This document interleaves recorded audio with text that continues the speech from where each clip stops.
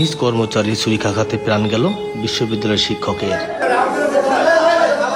বুধবার বিকেলে কুষ্টিয়া ইসলামী বিশ্ববিদ্যালয়ের সমাজ কল্যাণ বিভাগের চেয়ারম্যান ও সহযোগী অধ্যাপক আসমা সাদিয়া রুনাকে নিজ কার্যালয়ে ছুরিকাঘাত করে বিভাগের কর্মচারী ফজলুর রহমান। পরে তিনি নিজেও আত্মহত্যার চেষ্টা করেন বলে জানায় শিক্ষার্থীরা। খবর পেয়ে পুকুরেল বডি ও পুলিশ ঘটনাস্থলে পৌঁছে দুজনকে উদ্ধার করে সদর হাসপাতালে পাঠায়। পরে চিকিৎসক রুনাকে মৃত ঘোষণা করেন।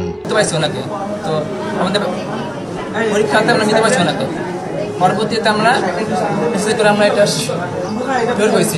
বিশ্ববিদ্যালয়টির আইআইআর পরিচালক প্রফেসর ডক্টর মুস্তাফিজুর রহমান জানায়, সম্প্রতি আসমা সাদিয়া রুনা সমাজ কল্যাণ বিভাগের চেয়ারম্যান নিযুক্ত হওয়ার পর ফজলুর রহমানকে ওই বিভাগ থেকে রাষ্ট্রবিজ্ঞান বিভাগে বদলি করেন। চাকরি জীবনের শুরু থেকে সমাজ কল্যাণ বিভাগে কর্মরত ছিলেন ফজলু।